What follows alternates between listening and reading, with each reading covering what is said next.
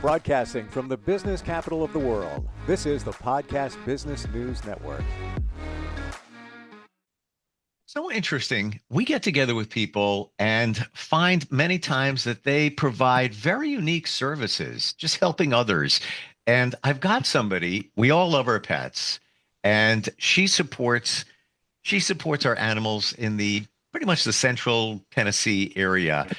I've never heard of this before. I'm not even going to explain. I'm going to let her do it.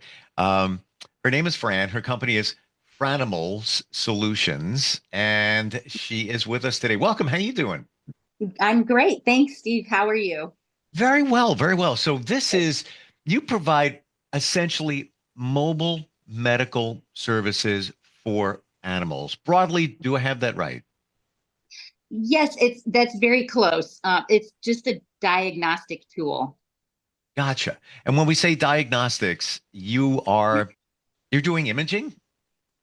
That's right. I have my own equipment, my own ultrasound, and I come to your family vet clinic. Your family veterinarian orders this service, and I come there and perform the image capture. And then, yes, that imaging gets sent to a specialist. I work very closely with an internist, Dr. Larson, with Music City Pet Internal Medicine Solutions. We've worked together a very long time, so we built this kind of collaborative care. So I'm actually collaborating with your regular veterinarian and trying to find out why maybe that there's a lab abnormality, or maybe they felt a mass when they were doing a physical exam and they want to further investigate something. Or sometimes, Fluffy doesn't feel well. And no matter what your general practitioner can do, sometimes they just need a little more help and some guidance. And so that's what we offer together. Wow. Does the average veterinary clinic not do this type of imaging on a regular basis? That's a very good question. And I think that's something that's changing right now in veterinary medicine. But ultrasound really is tricky. It's complicated. And a lot of times I hear that really it just looks like a lot of gray and black, just blob. So it takes a lot of training and practicing, like training your eyes to catch certain things, training your muscle memory in your arm and your hand to find certain things. It's time consuming. So a lot of general practitioners, they are juggling a lot of different things every day. They're seeing your regular appointment to do vaccines. They're doing a euthanasia in another room. They're doing surgeries, walk-ins, things like that, as well as all the paperwork that goes along with that. Yes. And so I have just gotten specialized training and a lot of experience just focused on internal medicine and ultrasound that I just want to take that stress away. But at the same time, I'm doing comprehensive ultrasound. General practitioners, they can do what's called a fast scan, where they're taking a peek see to see if this an emergency, or is this something we can schedule with Franimals on another day. There's still a lot of training, I think, still that needs to happen to get veterinarians more comfortable with it and more confident. And that's something, too, that Dr. Larson and I are talking about. We want to mentor and teach other veterinarians and vet technicians like me to do these kinds of, get this special skill set. I love this idea. And even having had ultrasound for a minor shoulder issue about a year ago, even on the human side, you go to a imaging place because the doctor's not doing it, and not taking anything away from staff, but a lot of times the tech that is looking is just doing it. They don't really know what they're looking at. It's got to be reviewed by somebody else, maybe somebody else. It sounds like you know what you're looking at. So if you think you see, shadow here, you're going in for the kill, if you will. Like you're gonna look deeper to make sure that I want to see if it's not that, type of approach, then somebody might miss something. That's right. Yeah, I do. So as a technician, it's kind of like being a human ultrasound tech where I can't tell you really, I can't diagnose anything. I Right. have to work within the scope of practice. Um, but yes, I do tend to give my professional opinion just because I've seen so many abnormal Wow.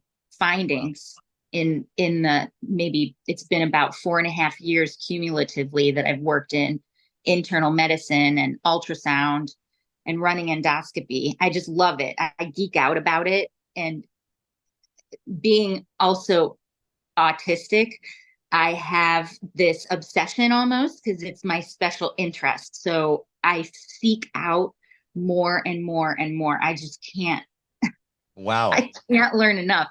So I'll go back and I read the reports. I practice my ultrasound techniques. I make sure that I'm pretty good at it so that when the vet says, okay, what did you find? What did you think?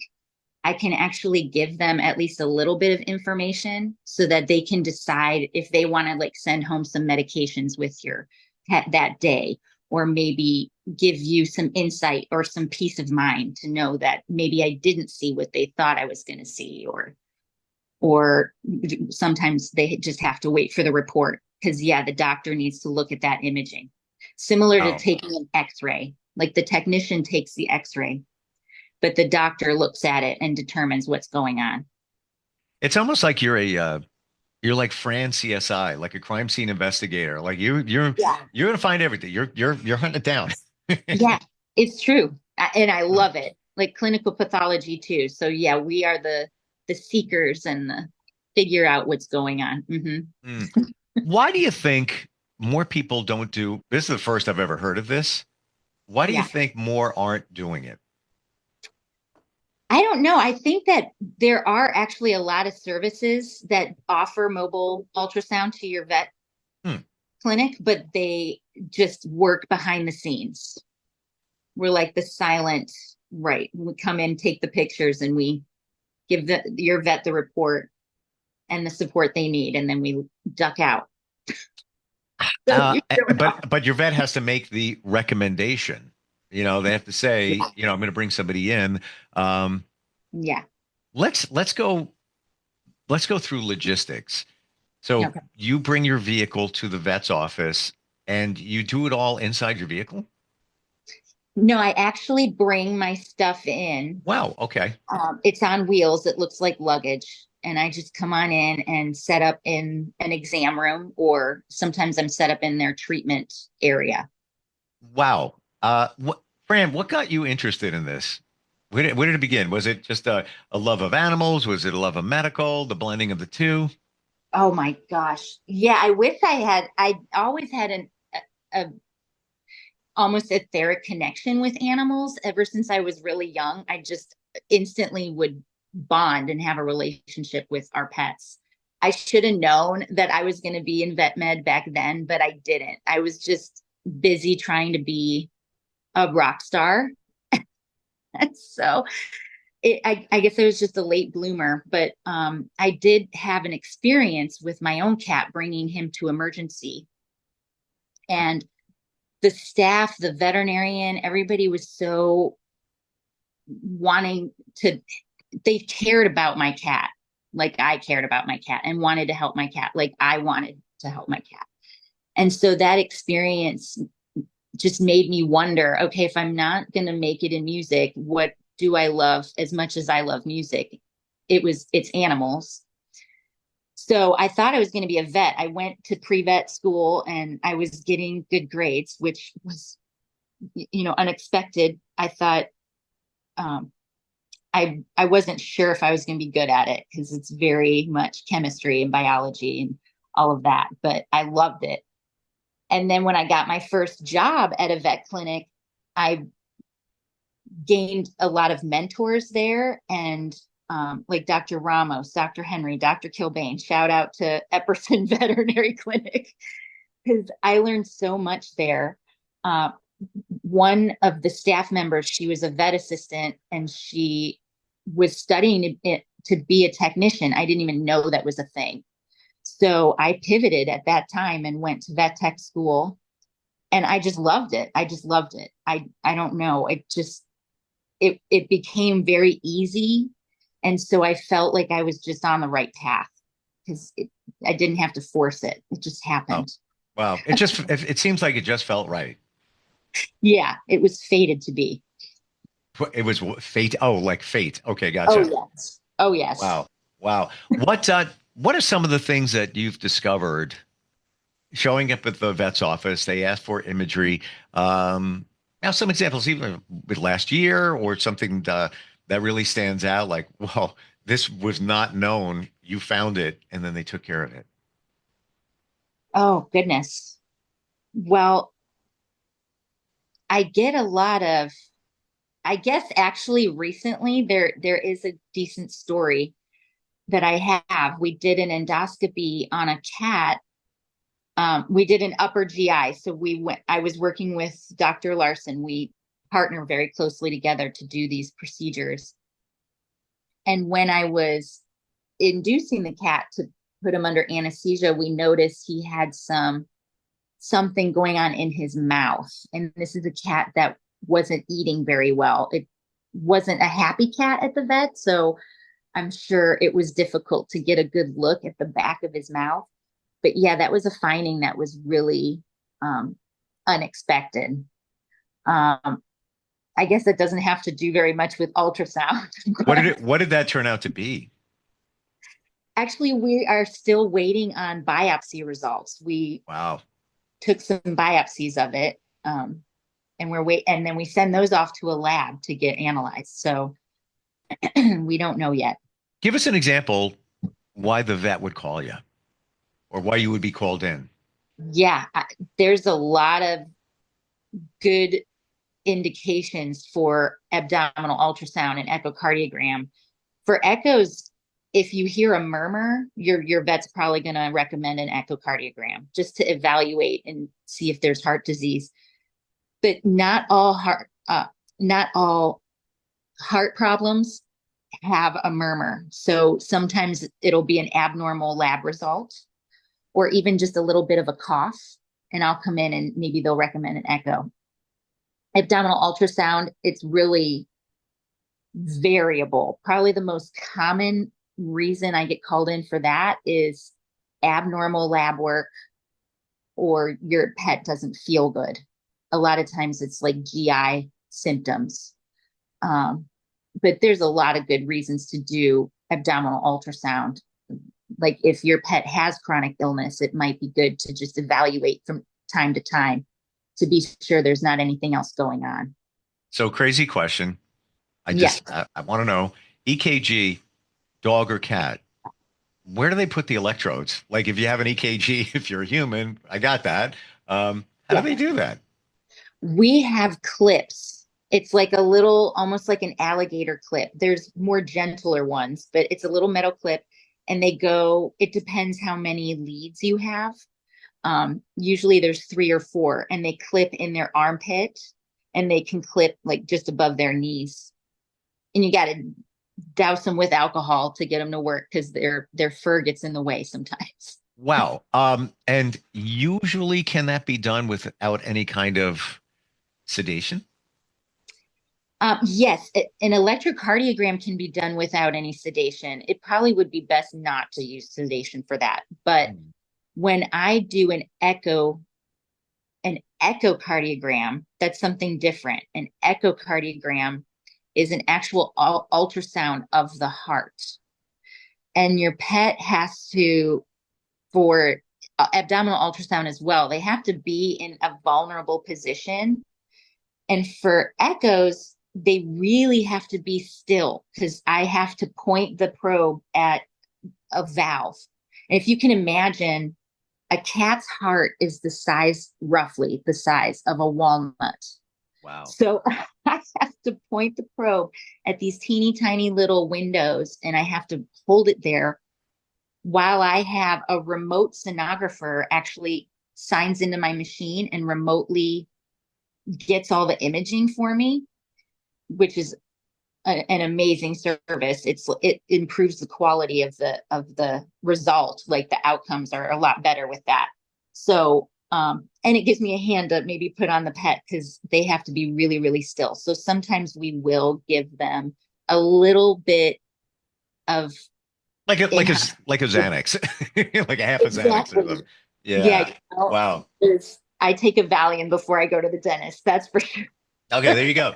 And they call that conscious sedation. Yeah, Conscious exactly. sedation. Yeah. So Yeah, EKG, we have echocardiogram, which is what you do, and then we have EKG electrocardiogram. Am I getting that right? I don't know what they call it in human medicine. I think they both mean the same thing, which is an electrical, um, like electrocardiogram. It's an electrical pattern And of that's the that's that's impulses where of the your leads. heart. No, that's the leads. That's A- the leads. And then the imaging, that is known as a fill in the blank. Echocardiogram. Echo. Yes. I don't Okay. know. Because I would think echo, you're sending out sound waves and you're waiting for them to come back. They're echoing, and that's how you see the imagery. That's exactly right. That's how ultrasound operates. That's how we see the imaging. It's a sound wave that goes out and it bounces off of the structure that I'm looking at. Exactly. Yep. Wow. This is fascinating. Like it's so cool. Yeah. What I do love, and having experienced the vet's office, doctors, and all that. Um, Right. Not to take anything away, but this is your specialty. You're hyper focused on doing what you're doing. And to your point, which you made earlier, the typical any medical office, they got tons of stuff going on. So maybe they can't 100% focus on what's going on the task that needs to get done. So just what a great idea. Wow. How long you been doing this, friend? I launched my business June 2023, so it's been a year and a half on my own. But I did kind of a work study before that, before I got kicked out of the nest. So Wow. Fascinating. Fascinating. What would you like to Pete, I've learned that people who do these types of things, different types of services, could even be metaphysical, could be holistic, whatever, have a thirst to learn more. Like you're just like, what else can I learn? What else can I find out? Is there anything floating out there that you would like to maybe focus or learn? well, we're kind of focusing on work right now, so I'm going to see how that shakes out. But I am a healing touch for animals practitioner, and Okay. I Hmm. it's a little kooky nanny when I talk about it. It's energy healing Oh, don't I'm right on that for page. I animals. do I do a bazillion podcasts on just what you're talking about, whether Yeah, it's Reiki, chakra balancing, whatever it might be, for sure. right, exactly. It's very similar. It and so certified as a I'm a certified or I'm sorry, I'm not certified yet, but that is the goal. That's what I would like to do. And then maybe offer that, maybe find a space someplace close to home and offer that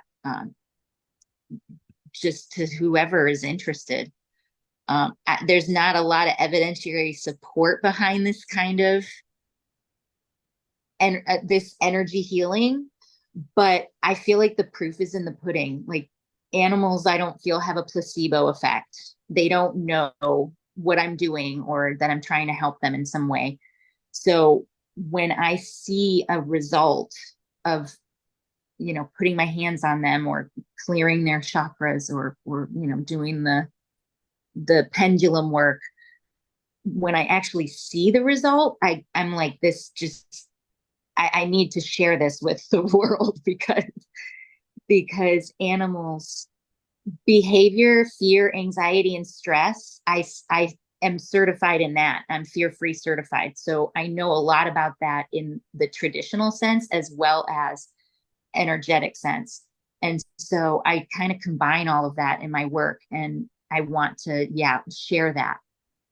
I think more people need to know about this. Well, I'm gratified that more and more people are finally open to more out there. Like there's this whole stuff that we talk about, energy healing, they've been doing that for centuries, centuries. Yeah. Acupuncture, like, Right. and ask 100 people, have you ever had acupuncture? You may get lucky and hear 3, but that's been around for centuries. Yeah. And that's how people healed themselves back in the day. That Yes, was their exactly. medicine. Yeah. Yeah. Yeah. Yeah. Like the Egyptians believed that each chakra is directly related to some part of your lymphatic system or your endocrine system, exocrine system. And so if one's out of line, it really affects the way your body functions. But I mean, if you wanted to put it even the super simplest physiologic effect of any of this is relaxation. And everybody should know. I think we all agree that stress is a health hazard. Like it's just not good. Well, yeah, for decades we've all heard that, stress kills. And yes, I mean, Right. it is really the number one thing that beats on your body, and it could take years, but you'll see the effects of it. You'll see the effects of it. So Yes, let's go definitely. back to but what happens, it, Fran, you go to the doctor, you have a symptom of the stress, or inflammation within your body. They throw you some pills. They take care of the symptom. They don't go to the root cause, which is so important. And I view that in what you do as well. If they don't call you in, you know, Bruno the cat has an issue, and they'll give the cat some meds without really looking what is actually causing this. And you have to elevate it. You can't just put a stethoscope on it and you're going to get the answer. There's got to be more. So super Right. cool in what you do. Wow. Thanks. How do we learn more about you have a website, right? I do. That's probably the best way to find all my contact information. There's a link to my Facebook page, a link to my Instagram. My website is franimalsolutions.com. Yes, there's 2 S's together. And yeah, you can learn all about me, all my services. I'm trying to add maybe a photo gallery. My credentials are on there. You can look at Sure. all my credentials. I'm fully transparent. Wow. And the website I'm seeing, there's a picture of you doing your thing with what looks like a cat. Seeing it from a distance. Yeah, but like super cool. You are a rock star. Oh, thanks. I'm trying. You're a rock star in many different areas. Super cool. Thank you so much for being here today and sharing what you do. And it's the middle Tennessee, essentially the middle area of Tennessee. Yep, Middle Tennessee. That's correct. Where's your accent? I'm sorry? Your southern accent. I'm actually from Cleveland, Ohio. I figured that. I don't hear anything. Wonderful having you on here, Fran. Thank you so much, and happy holidays to you and your family. Yeah, you too. Thanks for having me. We're coming right back. Are you looking for even more of the podcasts and hosts that you love? The Podcast Business News Network is proud to announce that you now have even more ways to listen live. Check out the MyTuner Radio, online radio box, and Simple Radio apps on iOS and Android, or find us online. Search for Business News Network on mytuner-radio.com, or search Podcast Business News Network on streama.com and onlineradiobox.com/US. Take your podcast on the go and don't miss a minute of the action.